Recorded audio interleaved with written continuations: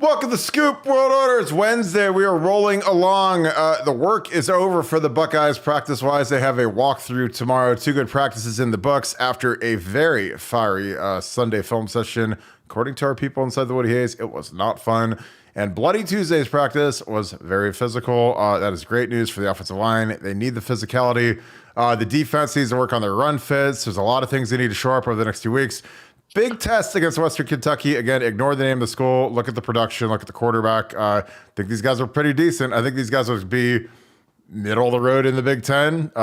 Dare to say it. I think they'd beat Rutgers. They'd probably beat Michigan State. This is a pretty decent team. They beat South Florida week 1. They put up a lot of points, a lot of yards. So good test for the secondary. Good test for the pass rush.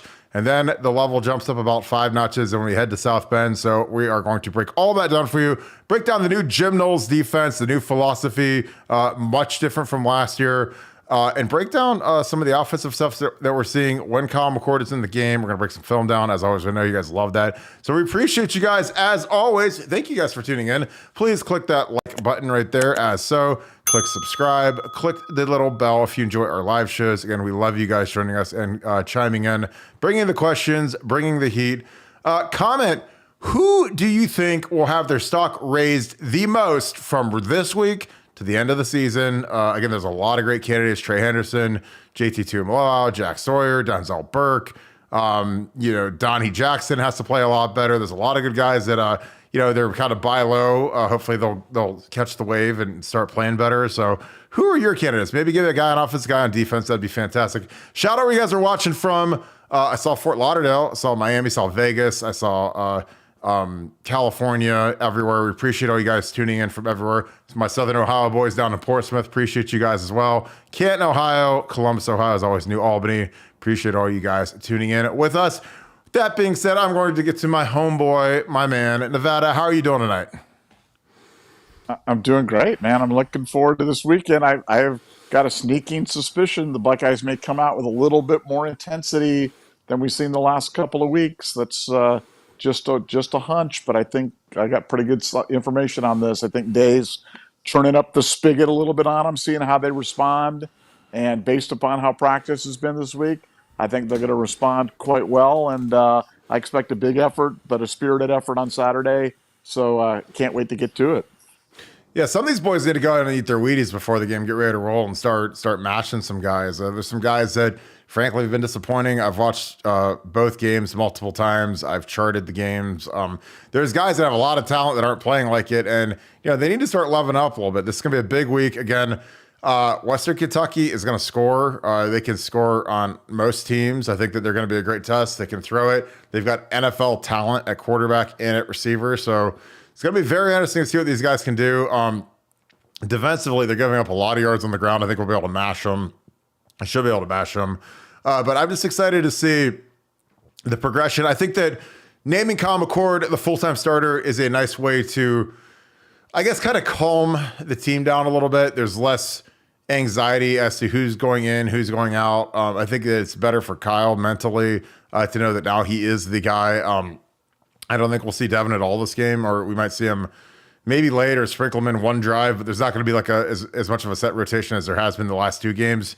So I'm really excited to see what can he do. Again, I've seen guys win the quarterback battle and they don't hang on to it. Joe Bauserman, Braxton Miller, Justin Zwick, Troy Smith. I've seen guys, in 05 when Troy was suspended, Justin was the starter again, and Troy took the job right back after we lost to Texas. So, again, I've seen, obviously the Cardell JT thing was a debacle in 15, where JT probably should have been the guy the whole way, but Cardell came back after winning the national title. They went with him.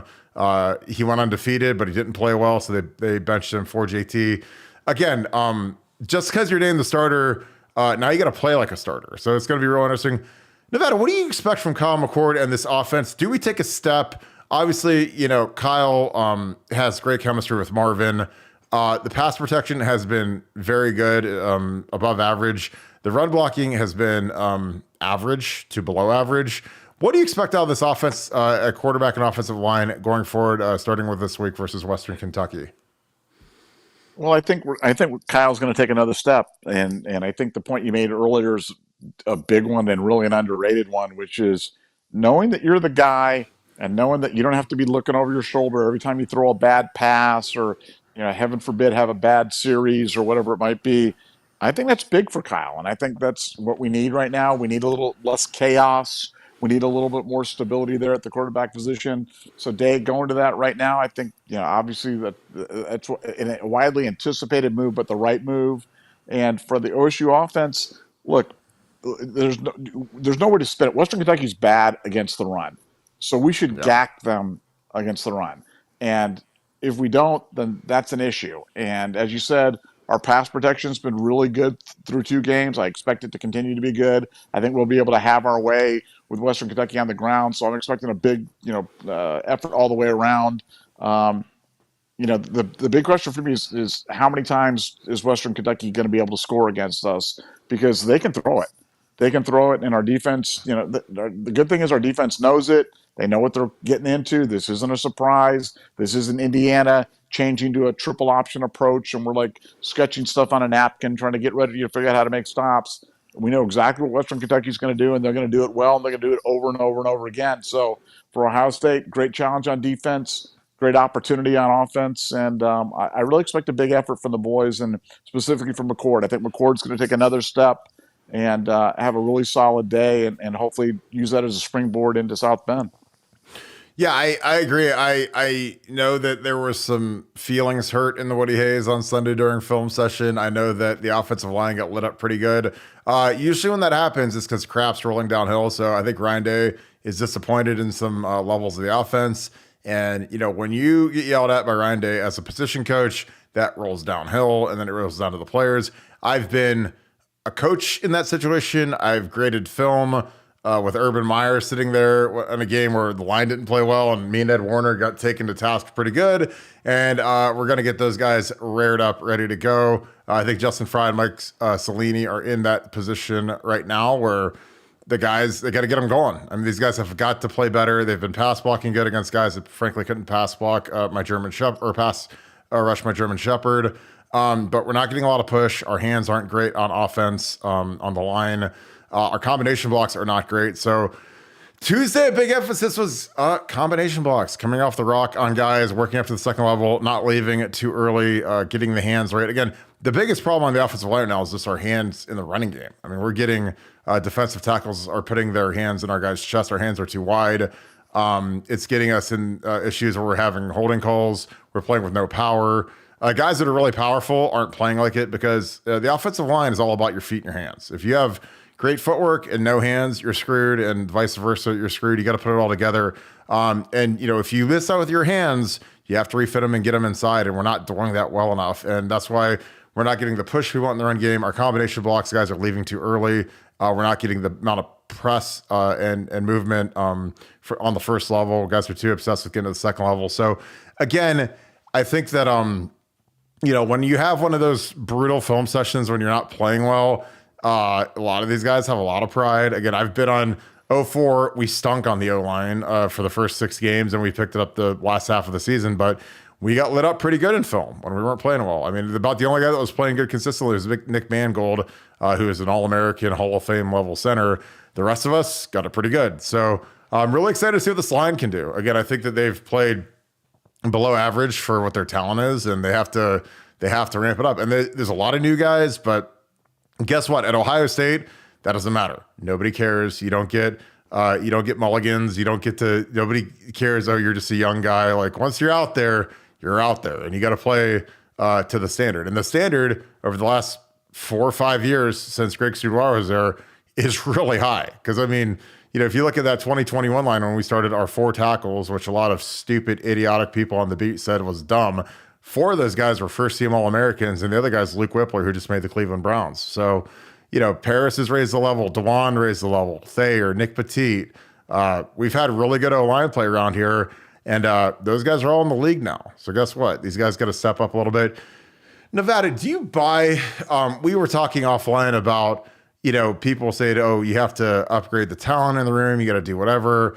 And I was like, Deion Sanders went to Colorado, which was one of the worst teams in college football last year, and he brought like 60 guys in from the portal, and they're really, really good right now. Now, granted, some of those guys are his son and Travis Hunter, who's the best player in the entire country, But do you buy that you get like 5 years to build a room and recruit your guys? Because I think that's a total cop out and a total sham. Just because in modern college football, when you take a room over, that's your room and those are your guys. And bad coaches complain about bad players, and good coaches coach them up and make them better. But what are your thoughts on that? Well, I think the idea that it takes years to build any type of a room when you're at Ohio State, given the realities of the portal, is just 1973 type of thinking. It's not reflective of what's going on, in the day and age, the modern age of college football. The reality is that you've got 118 other schools or whatever the heck it is that are basically farm teams for Ohio State with on-demand, instantaneous free agency available to you.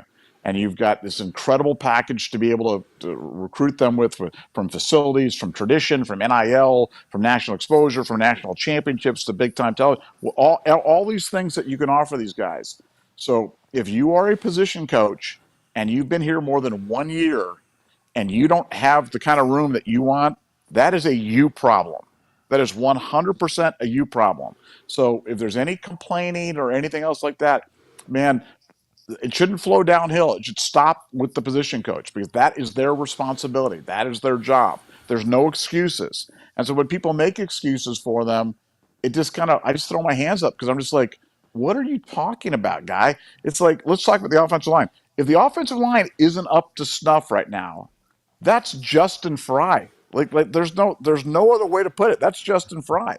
He's got to either develop the guys that he has or he's got to attract the guys that he wants. But he doesn't have to wait 3 years to go recruit high school juniors and he can go out and pick 4 new guys from the portal and get them in and recruit them and do the job. And if he can't do that, well, that's his problem. Somehow Deion Sanders, and it's more than just his kid and Travis Hunter. I mean, like he's been able to recruit an entire team that went out there and has beat two pretty decent teams. And Colorado wasn't beating anybody last year. So the fact that he's been able to do that that's Coach Prime recruiting to Colorado, which is not in the same galaxy as Ohio State in terms of college football. And so we can talk all about his charisma and wow, he's got the Aflac commercials and he's this and that. But man, you've got Ohio State. If you can't sell Ohio State and you can't get the guys that you want, man, that's on the position coach, and the position coach has got to accept that. So I still believe in this offensive line. I don't believe for a second that we do not have the sufficient talent to run the play. And I think that we're going to look at this throughout the year, and they're going to get steadily better and steadily better and steadily better. I've said this many times before, but in 2014, after 2 games, nobody was looking at that offensive line and going, man, this offensive line's good. Wow, this offensive line, boy, these guys look like they're future NFL players or future all-time greats at Ohio State. After 2 games, everybody was convinced that offensive line was a complete and utter disaster and dumpster fire. And I think we're not even close to being in a situation like that. I think they'll take a big step this forward against Western Kentucky because it's really it's only run blocking. It's not pass blocking's been good. Let's get the run blocking going. Let's clean some things up, and let's go into South Bend and let's kick the Irish and let's move on through the season. But I haven't given up at all. But the beginning and end of my rant, Justin Fry, do your job, man. I mean, Urban Meyer, if Urban Meyer was sitting there talking to you, he'd be like, shut up and go coach your guys up. And that's exactly what he'd say to you because that's what he has said to you. In the era of the portal, it's shut up, go get the guys you want and coach the guys you have up. So no excuses on the position coach, do your job. End of rant. Yeah, Urban was great because I mean, he got there after 2011, and I was a part of a coaching staff that was literally the worst in Ohio State history. We lost 7. We were at 6-7. So people complain when we don't look great against Youngstown State. I'm like, dude, 2011 we lost 7 games. I mean, that was out of 13. I mean, that's terrible. And Urban showed up like a hurricane, and man, I'm telling you, one of his first edicts was, there's no such thing as bad players, just bad coaches. And he didn't say the word bad. He said the S word, which we're not going to say because I'm not trying to get demonetized on YouTube. And he said it a lot more graphically than that. And I agreed with him. I was like, you know what? That's a great mentality. It's like, crappy coaches complain about their players. Otherwise you better go coach them up because you can't. Back then there was no portals. You couldn't go out and get new kids fresh. Now there's 2 portal cycles where post the season and then post spring ball you have 2 crops where you can go get them. And again, I would, if I'm recruiting this line group, I'm like, look, do you want to be a great tackle? Yes. Do you want to go to the NFL? Yes. Well, look at the tackles we just sent. Nick Petit Frere and Thayer both made active rosters, both made $1 million each of the last years. Nick's starting right tackle. Thayer started some games for the Raiders. And then you level jump higher. Paris Johnson, 6th overall pick. DeJuan Jones, starting right tackle for the Browns. Like, what do you want? Do you want to go to the league? Do you want to get developed? Do you want an NFL style strength program with Mickey Marotti? Do you want the best training, the best everything? Like, come to Ohio State. Like, that's what kills me is I'm like, I don't know why guys like Brandon Baker, I'm like, dude, like, where else would you want to go? I mean, we're developing guys. They're going to the league. They're breaking records. They're getting huge signing bonuses. Like, it's the land of opportunity right now on the depth chart. But, I think that the line is going to take a step. They have to, because otherwise Ryan's going to be inside their booties. Because again, it's not fun when you're the underperforming unit on either side of the ball in general. And that was something like when I worked with Ed Warren, it was like we were crazy about it. We were going to make sure that we weren't going to have the eye of Sauron on us. We got a super chat, Raymond. Appreciate you, my man. Will we ever see, Nevada, I'm going to ask you, will we ever see a 10-sack game like we did against Iowa in 2005? What a game that was. What a great memory. Bringing that up. Nevada, will we ever see that again? Will we ever see that again this year, or will we ever see that again at some point in the future? We don't get 10 sacks in half a season right now. I mean, so I can't imagine getting it in one game, but what are your thoughts? Yeah. I think it's going to be a long time till we see that, but that's a great memory. I consider myself kind of a quasi OSU historian, and I remember every game because I've watched every game since I was like 15 years old or whatever it is. But I had even forgotten about that. Boy, that was a good one. No, but I think we're going to see. I don't know when we're going to see that again, but I think we're going to see more sacks this week than we've seen all year, and I think. Look, Knowles by nature wants to be aggressive, and he wants to bring guys. And if anything, he's trying to dial it back and trying to dial back his inborn aggression to kind of reflect the talent and kind of the advantages that he has at Ohio State. So I'm not sure to ever turn it loose like that, but boy, that would be great. It would be a great time to how about 10 sacks this year up in Ann Arbor? That would be that'd be a great day, wouldn't it? That'd be about a minus million on the money line to get that one. Yeah, it'd be amazing. I remember that game vividly because we got absolutely waxed in 2004 in Iowa City. That was my first career start. I'll never forget that. It's like you always dream of being a Buckeye as a little kid, and then you dream of starting your first game as a little kid. And then we go to Iowa City, and frankly, we sucked. We were terrible on offense. Troy wasn't playing yet. We go up there. It was like 10 degrees, freezing cold. On TV, it didn't look cold, but at the game, it was freezing. And I remember I was blocking a guy named Matt Roth, who was a really good player, second-round pick to the Dolphins. And I was blocking him really well. Like, he was a really good player, but I was handling him. Like, he really wasn't – I didn't think it was much. And I'm telling you, like, we just get behind. And it was like one of those games where it was like an avalanche. It was like the Clemson game in 16 where we lost. It was just like a couple things start going wrong, and then all of a sudden it's – 28 or whatever, 31. It was like 31-0. And I remember they pulled me and Mike Nee, and they put in TJ Downing and Tim Schaefer to like close the game out because they just, again, they were in full evaluation mode of everybody. And I'll never forget, I'd handled Roth pretty much the whole game.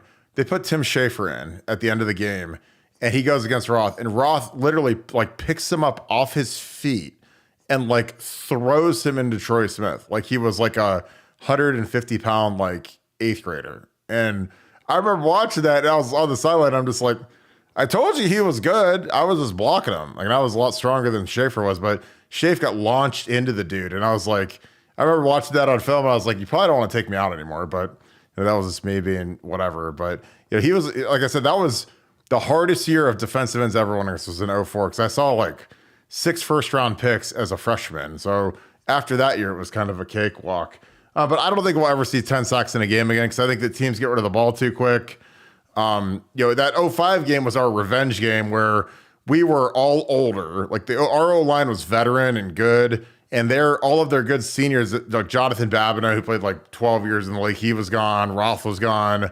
They had all these guys that were seniors that were all gone. So then the next year they had all freshmen, and we were all the old guys, and we beat the tar out of them. And I remember Drew Tate like lost his mind and took a personal foul because he a taunting or an unsportsmanlike as he got sacked so many times. Like, I mean, he was holding on to the ball and Bobby was killing him and Kudla was killing him and AJ Hawk was killing him. And it was just like the sweetest revenge because we got absolutely slaughtered in Iowa City. So, we had that one circled and we whooped them that year. And then we went back to Iowa City in '06 and beat them again. Another super chat. Appreciate these super chats, guys. If you have a question that you're dying to get answered, a super chat automatically gets answered, goes right to the top. Oh, Larry Daniels, toughest guy you had to block, college or NFL, and can the Bucs make the playoffs this year? Well, Nevada, I don't think you can really answer this one. I mean, Mario Williams was a freak. He was the number 1 overall pick. This guy had to go against an '04. Lamar Woodley was good. Tom Bahali was good. Will Smith's probably the best guy I had to block. I went against him as a freshman, and he was obviously a first-round pick, captain, All-American. Will was fantastic. So probably him in the league. I went against Justin Smith in practice every day over the 49ers, and he's probably the most underrated player in NFL history because he was the strongest human being I've ever gone against in anything. He was like an anvil. He got drafted by the Bengals, was like the 4th pick in the draft. And he didn't have the massive statistics like a Myles Garrett type pass rusher, but when you went against him, man, I mean, it was just like, I was a real strong guy and he was just a different level. Like he was like the end game final boss of strong. And like he went against Kyle Kozier, who was a guard for the Cowboys, and bull rushed him. Kyle's foot got caught in the turf and he literally snapped his leg in half because that's how powerful Justin was. I mean, it was grotesque, and I was like, glad that wasn't me. But yeah, I'd say Justin Smith is up there. Can the Bucs make the playoffs? Absolutely, they can make the playoffs. I mean, again, you got to look at this year's college football slate. Who's the best team in college right now? Is it Texas, Georgia, Florida State? Like, I don't see like some team that I'm like, oh my God, if we play them, we have no chance. Like, there isn't like a 2019 LSU team. There isn't like some dominator out there where I'm just like, oh my God, we'd be up against it. Maybe USC. I mean, they stink on defense, but they've got great skill and with Branch and Caleb Williams. But Nevada, what are your thoughts? Can we make the playoffs? And who do you think are the best teams in college this year? Well, we should make the playoffs. I mean, we're going to, I've been of the opinion, I know people are worried about the schedule, and I've heard that a lot of times, and I'm just like, look, the game at South Bend is absolutely a winnable game. In fact, if we don't win that game, we'll be favored in the game at South Bend. We're going to Wisconsin isn't Wisconsin circa 2003. This is not the old Wisconsin teams. So we got that. Then we've got Penn State. Penn State's won twice in Columbus in 30 years. So I'm not really that worried about Penn State. Good team, but they don't play well in the stadium. And then you got Michigan. So do I think we'll make the playoff? Yeah, I do think we'll make the playoff. I think we should make the playoff. I think this is a team that can do well in the playoff. And as you said, the best teams all have flaws. Every team that's in college football right now has flaws. There's a lot of reasons for that. People talked about NIL kind of distributing some of the talent, taking some of the guys away, putting into schools that are more relevant on the national landscape. And so it's kind of diluted the talent a little bit. And maybe there's some truth to that. But the reality is this year's wide open. Like you said, there's no monster out there. There's no Baba Yaga that you just don't want to play. And Ohio State's just going to get better. I mean, this is the worst version of Ohio State that you'll see was last week because we're only going to get better from here. Every position group is going to get better. Quarterback, we're going to get better. Offensive line, we're going to get better. Defense, we're going to get better. And you say, well, everybody gets better. Yeah, but we've got a huge learning curve because we've got some young, inexperienced guys at key spots. And the only thing that can make those guys better is time and repetition and game experience. And they're getting that in abundance now. And I expect to see the improvement crank up pretty quickly. And I expect that at the end of the year, Ohio State's going to be one of the last teams standing. Yeah, I mean, I agree. I mean, I really couldn't agree more just because I think that you look at the spots where we're frankly inexperienced. Quarterback obviously is the most important position in team sports. Our tackles are pretty new. Josh Fryer, this is start number 3. Our left tackle, he had a bunch of starts at a school that doesn't matter, and so he's on start number 3 coming up as well. Carson Hinsman didn't play at all last year. He's on start number 3. So, your tackles and your centers are the kind of the linchpins of your line, and they're inexperienced, and Kyle McCord's inexperienced. So I think that those guys are going to get a lot better. I think that guys like Sonny Styles is really, he's the age of a true freshman. So, I mean, it's like having a true freshman playing CM linebacker.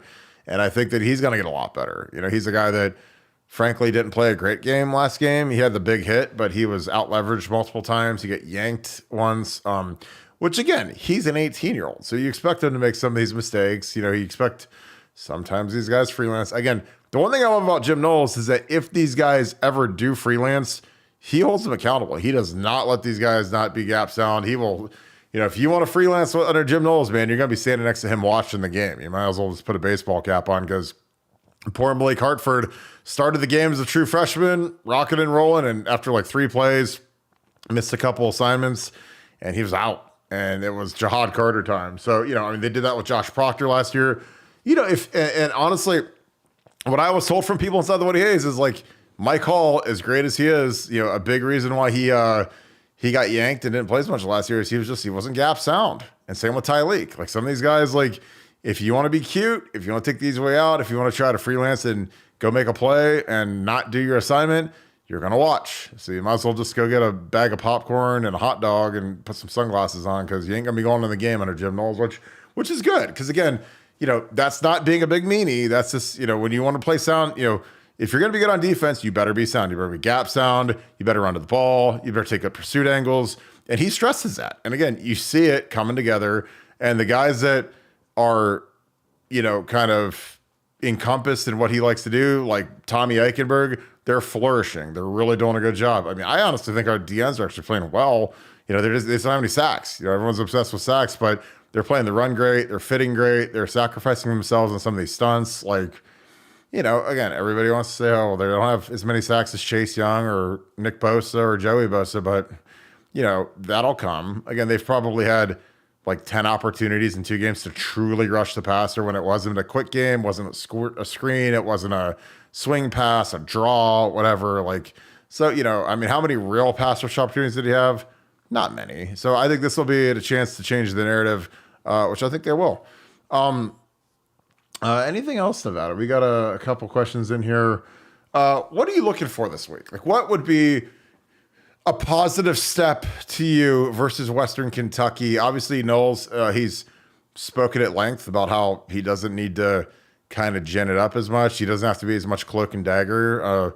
He doesn't have to do sneak attacks, like he did at Oklahoma State, because when you get the nuclear bomb, you don't need to do that. You can just drop the bomb. So he's got the players, AKA the bomb. And I think that, he's realizing that, and he doesn't have to try to go crazy to try to stay in the game. Like a lot of teams do. Like a lot of teams, if you're not as good as the team you're going against, you have to do a lot of crazy stuff to just try to wreak havoc and create turnovers. And when you do that, sometimes you get scorched, but when you have better players than these guys, if you just play sound fundamental defense and guys play hard, then it's going to be game over. What would be a successful weekend for you offensively and defensively in Nevada?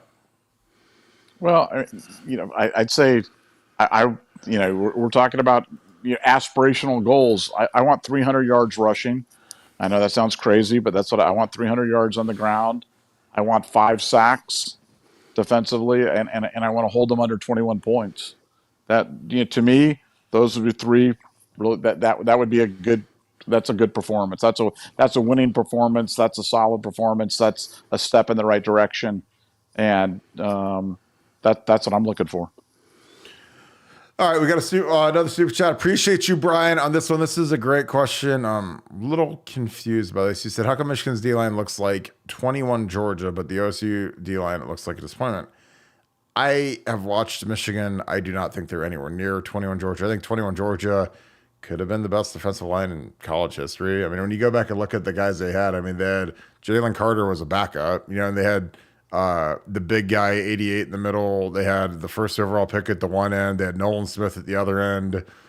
I mean, that was a pretty serious front. I don't think Michigan's smelling that, but I don't know. Like, I don't think our D line. To me, they're not. Again, when you're giving up 5 points a game, I'm not disappointed. Again, I know people are obsessed with stats, but when you play teams that want to run the ball and get out of there and not get ran out of the building, like, you're not going to get as many opportunities as you'd like. But the guys are playing hard. Again, Jim Knowles he's rotated a bunch of guys in last week. I really like the pass rush package that they run a lot of simulated pressures out of that has Caden Curry next to JT Tuimoloau at defensive tackle. And then they also have Mike Hall next to Jack Sawyer. And then they walk up Tommy and Steele. Like, I think that's a great package. It's tough to pick up when you're in pass protection, especially against empty. So, I think that, doing stuff that makes life hard on the offensive line is good defensively. And we're doing a lot of that stuff right now, which, and some of it, I think they're just trying to get it on tape because they want Notre Dame to have to rep all these wacky looks. So they're running some stuff that, if it works, they might run it against Notre Dame. I'm sure they're always going to save stuff for Notre Dame, obviously, because I'm sure that they've been game planning for them. But Nevada, your thoughts on the Michigan? Do you think that their D line looks that great? I mean, I don't think they compare to 21 Georgia. I mean, that was an all time. You're talking about Wyatt and other guys like that on the line. No. I mean, look, I actually like our defensive line a lot. I like the fact that the back, when you go to Hamilton and McKenzie and Canoe and Curry and Jackson, I mean, we're actually getting production out of second guys as well. And that's not always the case. A lot of times you might have a great front, first four, but then after that, it really, takes a dump off of that. And I think that all the guys on the defensive line are playing good, playing at a high level. And I'm not nearly as down on the defensive line as I guess most people are. And I'm not nearly as high on the Michigan line. I mean, I've watched Michigan play. I think their offensive line's really good. I didn't think that their defensive line was really anything else. I saw an interesting stat though that somebody had put it up on the board, and I think Ohio State's like number one in passing yards in the Big Ten so far this year, which is kind of stunning when you think about it in terms of I think a lot of times we're our own worst critics, and familiarity breeds contempt. We watch the Buckeyes so carefully. We pick nits on every little thing that do it, and when you see somebody else, I always say it's like, I'm a hockey guy, and I always say it's like with goalies. The more you watch a goalie, the more you pick them apart because you see what they don't do right instead of just seeing the things that they do right. And I think the same thing with the Buckeyes. I think a lot of times we're so, all of us are so passionate about Ohio State that we watch what they do so carefully that a lot of times it's easier to focus on things they do wrong than the things that they do right, which are really abundant. And I think this OSU team has the makings of being a terrific team. I think all the pieces are in place. We're just young and inexperienced, like you said, at key spots, at quarterback, offensive tackle, center. And, once those things start to shore up, man, watch out. I think the sky's the limit with this team because you've got the foundation for a really good defense. You've got solid kicking. And I think once the offense kind of catches up, they're going to be able to play with anybody. That's just my opinion. Oh, I agree. I mean, I think that, and this is, I'll watch Kenneth Grant. I appreciate you, Brian. I'll pull out some tape of him. I don't think there's anyone in Michigan that is particularly fearsome. But like I said, I think our D-line, I wouldn't trade our D-line for anybody's. And I mean, people call me a homer. I don't care, but go ask NFL scouts about JT, Mike Hall, Tyreek. I think that they're deep. I think that they're good. They're starting to roll guys in. I think Caden Curry is coming along really well. I think Jack, he's going to, I just think Jack is going to explode one of these games, and you're going to say, okay, this is what we're finally waiting on. I found a play, because I did say I'd break a play down. One of my favorite plays in the arsenal, and what happens to be Nevada Buck's absolute favorite play in the world, is this play right here. So, again, this is easy money, and this is something this is 4x1. So you got your four eligible receivers up here, 1, 2, ineligible here because they're both on the line. Or no, excuse me, not ineligible. But you got your 3-by-1 here, and then you've got your swing guy right here, Trey. And this is something we're doing, and this is like just such easy money, free access, because this is impossible for when this guy's in man coverage, and you got Trey here, and you're running a screen, and you can get Carson Hinsman, who's a young athletic center. He can get him up here to kind of hook this guy. Like this is the same thing as that little we run that little toss into the sideline, and I think that play's terrible. But when you run it like this, and it's like a little flare pass. I mean, this is what we need to do with Trey Henderson 5 times a game. Get him out here. I mean, it's just grass just everywhere. And and Carson does a great job getting on his guy. Trey gets to get up to speed. I wish Carson would finish there, but even still, this is 10 yards of just free money. And again, Trey, I mean, they started doing this more. And again, this is a play where you really don't have to block anybody. I mean, you one hitch gone, and then you guys are releasing downfield. Frankly, like if I was coaching this, I'd just tell him to throw. Just go cut the guy. Go blow his knees out. Like that's what I would do. I'd say, hey, go put your helmet right through his ACL because these guys don't even wear knee pads anymore. But I love that play. Nevada, I know you love screens. I know you love flare passes. I just like to get Trey out in space because I think that's where he's dominant. And frankly, that's where he's terrifying. But your thoughts on getting Trey more involved in the passing game? Well, I think it's absolutely a must, and that goes for Trey, that goes for Chip, that goes for Mayan, that goes for Evan, that goes for Dallin. They've got to get any of the running backs involved in the passing game, and it's so easy. If you want to calm down a young quarterback, let him throw the screen pass. The Packers threw the screen pass probably 6 times against the Bears, and I think Love completed 5 of the 6, and they were all for big yards. They're so elegantly simple to run, and like you said, look, we want to get Trey out in space. Every running back looks great in space. There's not a running back in the world that doesn't look good in space. But Trey Henderson, like you said, is terrifying in space because once he gets up to speed, he's one of those rarer athletes that is an absolute threat to take it the whole way every time he touches the ball. And if we're not taking advantage of that, I'm thinking about his biggest plays at Ohio State, like his first touch ever at Ohio State. I think was that swing pass against Minnesota for the touchdown. Mm-hmm. I think he caught a swing pass up at Michigan the first year when we lost, and that was for a touchdown on a 4th down. I mean, every time they get the ball out to him, good things happen. Yet I'm trying to think about how many times we've done that and bad things have happened, and I can't think of once. So It's like, you've got a play that only good things happen, sometimes goes for touchdowns, always goes for big yards, and you don't just keep running it. I don't understand. I mean, even in Madden, when you get a good play, when you get peak zone funky or something like that, and you're running it, and the other defense can't stop it, what do? You keep running the play. And I'm not saying that, dude, but if you ran the screen pass more effectively, or just more frequently, what you would do too is you slow down the pass rush. So it's playing blackjack, where what happened previously affects what's happening in the future. Well, running screen passes slows down the pass rush, which makes your passing game more effective. So it's like win, win, win, win, win, win, win, win, win. And so, yeah, when I see that, it does my heart good. And I'm glad you broke that one down because that was my favorite offensive play of the day.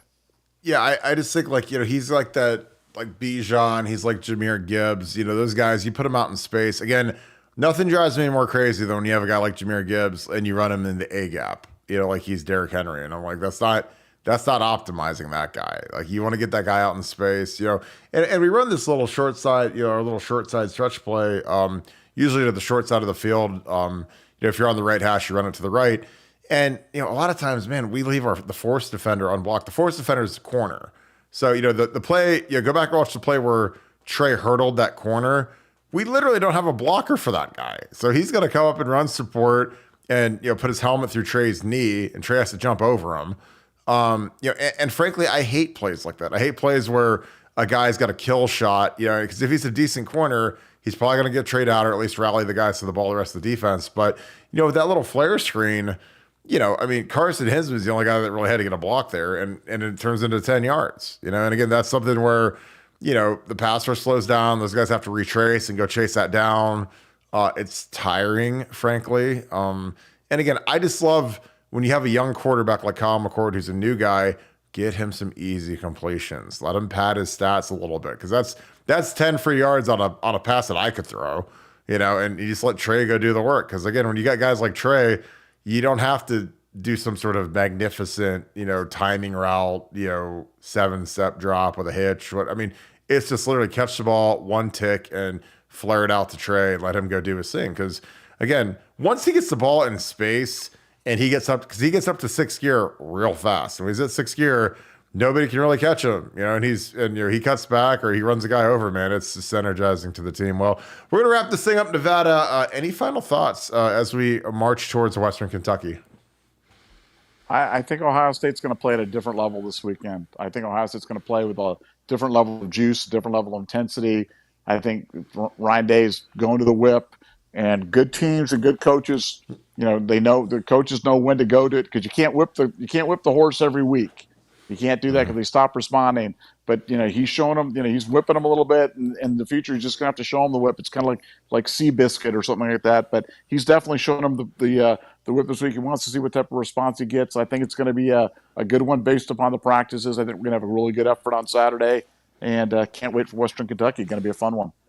Yeah, I'm so much with you. So we'll wrap this thing up. Appreciate you guys tuning in as always, guys and girls. Thank you guys so much. If you guys enjoyed this content, please leave us a like, click subscribe, and also check on that little alert bell. Again, we appreciate all you guys in here kicking it. We appreciate the super chats. Super chats always get answered. So if you have a question that you're dying to know, send us a super chat. We appreciate all those as always. But thank you guys so much for tuning in. Again, I want to hear who is a player on offense, who's your player on defense that is going to have their stock rise the most from now until the end of the season. There's some guys that are starting off hot. Denzel Burke, Tommy Eichenberg.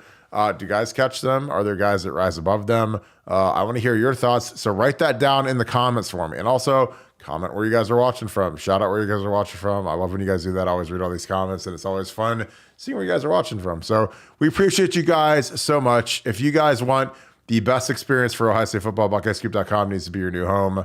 Our message board is absolutely bonkers right now. It's crazy. I'm about to go jump on it right now and knock out some posts and read what some of our subscribers are bringing. So great board, great people, the best Ohio State football experience that there is. So if you guys want a great companion to your football season, BuckeyesCoop.com needs to be your home. So we appreciate you guys so much.